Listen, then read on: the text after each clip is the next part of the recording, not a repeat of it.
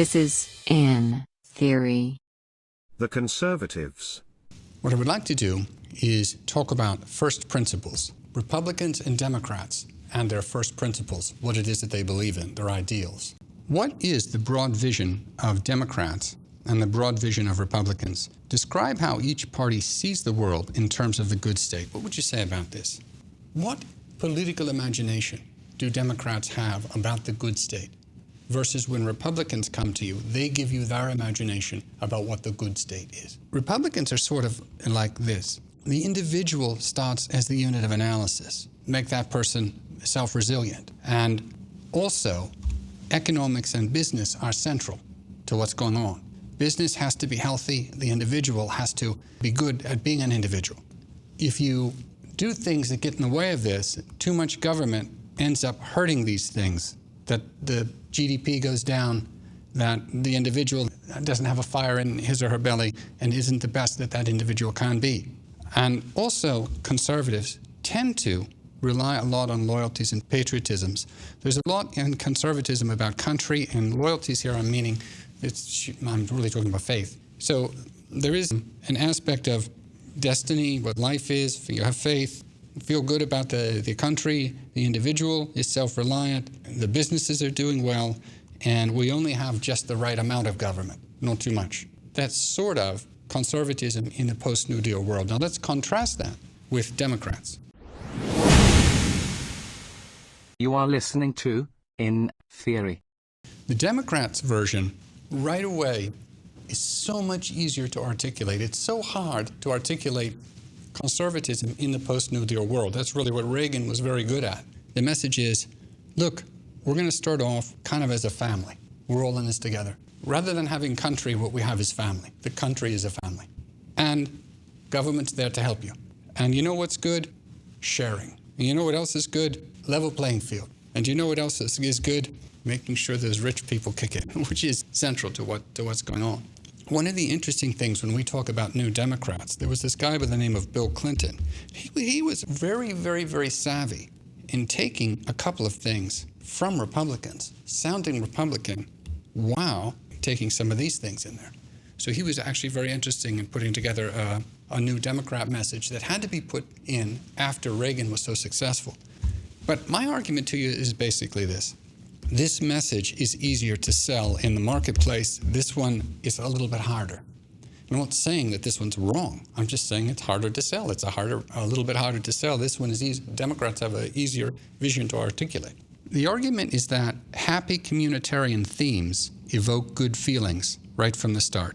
We're all in this together. We're a family. Government is helping. Whereas individualistic themes seem to work best for those already in an advantageous position. Individualism is simply harder to market sell. You know, if I already have a nice salary and a nice job and somebody says the individual is great, it's easier for me to buy into that than if I'm not already in an advantageous position.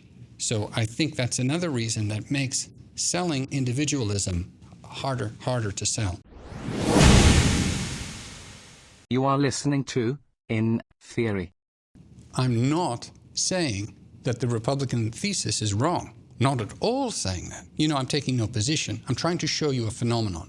And the phenomenon I'm trying to show you is that when Democrats get their message right, it's kind of seductive. It kind of sells easy. This is all about communitarianism versus individualism. Listen to them. Who would disagree with these themes? That's what I'm trying to say, is they're very seductive. Alongside our famous individualism, there's another ingredient in the American saga. A belief that we're all connected as one people. If there is a child on the south side of Chicago who can't read, that matters to me even if it's not my child. If there's a senior citizen somewhere who can't pay for their prescription drugs and having to choose between medicine and the rent, that makes my life poorer even if it's not my grandparent. It is that fundamental belief, I am my brother's keeper, I am my sister's keeper, that makes this country work. E pluribus unum, out of many, one. What does showing up when it's time to vote actually mean? You care about protecting his legacy and our progress. You care about moving forward united as one, because when we show up in full force, And when we refuse to stand by quietly, we show what it means to be stronger together. So, what is my point to you? If you had two companies, let's say, I don't know, Pepsi and Coke or whatever, two corporations, Corporation A and Corporation B, and you gave to them a product, and you said, here, this corporation, sell this product. This is a very interesting product. It right away is enticing. You are listening to In Theory. There's a interesting conservative by the name of Thomas Sowell. Thomas Sowell is an American economist, social theorist, and senior fellow at Stanford University's Hoover Institution. Born in North Carolina, he grew up in Harlem, New York. He served in the Marine Corps during the Korean War. Upon returning to the United States, he enrolled in Harvard University, graduating magna cum laude in 1958. And that would be at the time that Harvard didn't give everyone A's. That would be at the time when grades were real. His doctorate in economics is from the University of Chicago in 1968. He writes from a libertarian conservative perspective. And he began life, as so many people did in the 50s, as a Marxist. The main thing you should get from this is nothing other than his eyesight, where he says, conservatives have a tougher message. You were a Marxist at one time in your life. Most people will find this hard to believe, but it is true. But it's not that unusual. Most of the leading conservative thinkers of our time did not start off as conservative. You had a couple like Bill Buckley and George Will. But I mean, Milton Friedman was a liberal and a Keynesian. Ronald Reagan was so far left, at one point the FBI was following him. Do you remember sort of what you were thinking, what appealed to you at that time about Marxism? Yes, I mean, there was no alternative being discussed. The idea, that people are rational on the whole, and that if you allow those people to operate in the marketplace, you'll generally get better results. The vision of the left, and I think many conservatives underestimate this, is really a more attractive vision. If the world were the way the left conceives it to be, it would be a better world than the way the right conceives it to be. It just happens that the world is not that way. You are listening to In Theory. Well, all that we're trying to say to you is something we've already said, that this is a message that's easier to sell. The one thing I do want to note as a phenomenon is that because conservatives seem to have this little problem, what often happens is when they win elections, there's something I'm going to call conservative capitulation. They tend to have to capitulate their message. And in fact, part of what Republican candidates who do well in elections are good at is capitulating the view a little bit. Because it is harder to sell conservatism as a majoritarian ideal, conservatives who win elections tend to adopt a hedged-based prose. Very important word here, a hedge-based prose. In short, they moderate a little bit. This is a general phenomenon for Republicans who win majorities. A couple of basic examples here are Reagan and George W. Bush. Now, I know that exaggerated and inaccurate stories about these cuts have disturbed many people, particularly those dependent on grant and benefit programs for their basic needs. Some of you have heard from constituents I know, afraid that Social Security checks, for example, were going to be taken away from them. Well, I regret the fear that these unfounded stories have caused, and I welcome this opportunity to set things straight. We will continue to fulfill the obligations that spring from our national conscience. Those who, through no fault of their own, must depend on the rest of us, the poverty-stricken, the disabled, the elderly, all those with true need, can rest assured that the social safety net of programs they depend on are exempt from any cuts. The full retirement benefits of the more than 31 million Social Security recipients will be continued along with an annual cost of living increase. Medicare will not be cut, nor will supplemental income for the blind, the aged, and the disabled, and funding will continue for veterans' pensions. School breakfasts and lunches for the children of low-income families will continue, as will nutrition and other special services for the aging. There will be no cut in Project Head Start or summer youth jobs. All in all, nearly $216 billion worth of programs providing help for tens of millions of Americans will be fully funded. But government will not continue to subsidize individuals or particular business interests where real need cannot be demonstrated. You are listening to In Theory. The conservatives have this problem. They may be right that the individual does have to be focal in certain respects, but at the same time, you can't be cold-hearted. And if you're selling cold-hearted stuff, you're going to be in trouble, because right away the Democrats are selling warm heart.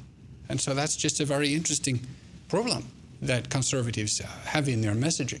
Anyway, I don't want to editorialize. I'm just saying that this is a phenomenon in American politics, okay? It's a phenomenon. Conservatives who win majorities have to try to capitulate a little. That's all I'm saying.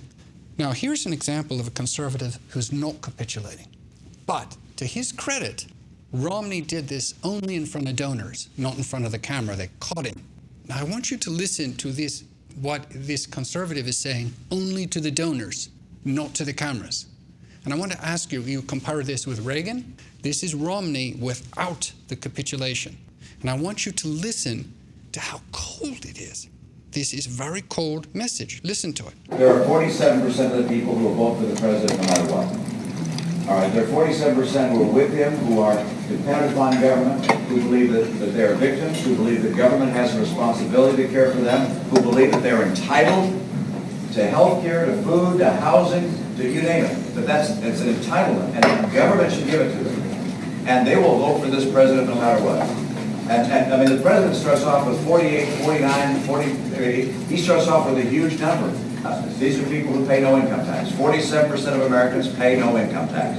So our message of low taxes doesn't connect. And he'll be out there talking about tax cuts for the rich. I mean, that's what they sell every 4 years. And so my job is not to worry about those people. I'll never convince them that they should take personal responsibility and care for their lives. What I have to do is convince the 5 to 10% in the center that are independent, that are thoughtful, that look at voting one way or the other, depending upon, in some cases, emotion, whether they like the guy or not.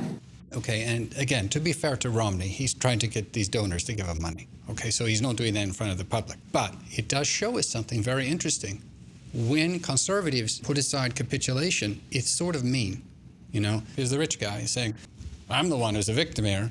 These people taking the money and they're voting for the Democrat, and how am I going to show them that they should be more responsible and be, you know, that sort of thing. And all I'm trying to say to you is Republicans who win majorities in the time period that you live in have to devise a program that isn't going to be cold, but that will work for the middle class. And probably the biggest thing that they really sell is that the government really doesn't work well if you have too much of it. There's a Reagan argument. Anytime government puts its hands on these macro policies things, you start to see it mess up. And it can more efficiently be arranged. I'm a businessman. I will more efficiently arrange this. At the same time, I'm going to be kind-hearted. I'm not a bad person. So they have to go through this sort of song and dance about how we can do policy better while still having individualism. And it's just harder. It's just harder. That's all I'm really trying to tell you is the product that the Republicans try to sell in a broad vision is just a harder song and dance.